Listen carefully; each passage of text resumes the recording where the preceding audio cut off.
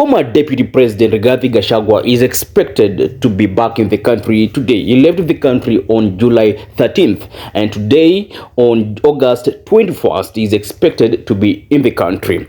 Now, based on some online posts, especially from one of his communication team member, John Buthia, I think he posted on Facebook at around 6 a.m. that Gachagua was in Paris. So, at around 1 p.m., Gachagua is likely to be in the country.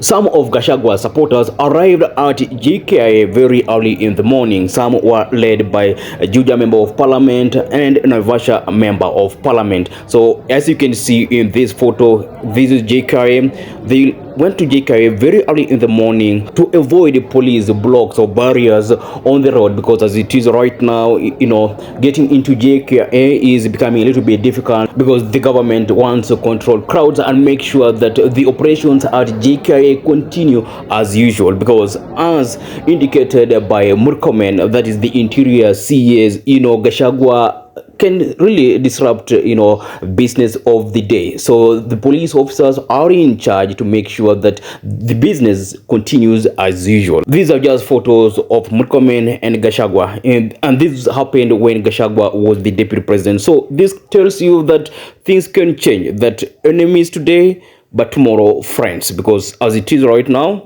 we can see that Rigathi Gachagua and Murkomen actually are reading from different scripts, because one is in government and the other is out of government, the very government they formed together. Okay, this is just a video of Gachagua supporters who arrived at JKIA very early in the morning. As I mentioned, that some of them arrived very early in the morning at JKIA to avoid police roadblocks or police barriers.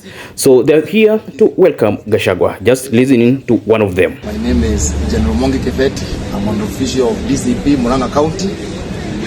We are here waiting for the arrival of the mountain kingpin, the party leader of DCP, the opposition leader currently, and the sixth president of this Republic of Kenya, Rigathi Gachagua. What I want to tell the government, and mostly I want to quote CS Interior, Mr. Murkomen.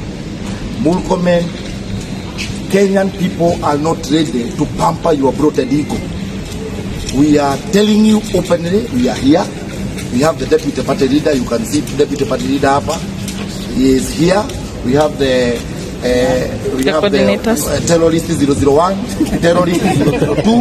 We have Kiabu Menlep. We have all people from all corners of this country.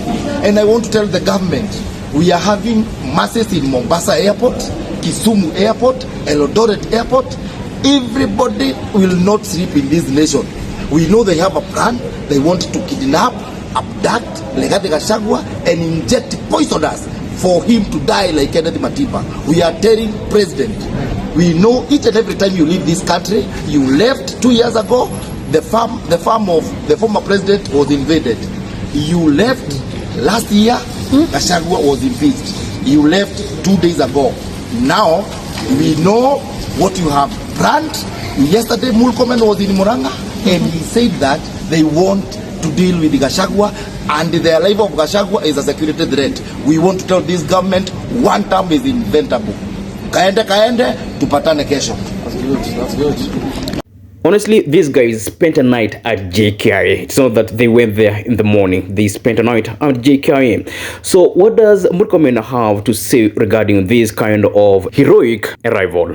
The last time he was around, and there were so many goons in the time of protests, we were very prepared, and every other minute the National Police Service is prepared to protect citizens and their... So from the side of the government, they are prepared to deal with Gachagua in case business is disrupted. Today, here is Gachagua's deputy party leader. The regime was hatching a dangerous and cold-blooded plot. Deputy President Kithure Kindiki and Interior Minister One Kipchumba Murkomen have shamelessly issued public threats to arrest His Excellency Rigathi Gachagua upon his arrival. So let's wait and see how Gachagua and his supporters will behave and how the government will respond to their behavior. So stay tuned here because latest updates will definitely be here. And kindly subscribe and let's engage.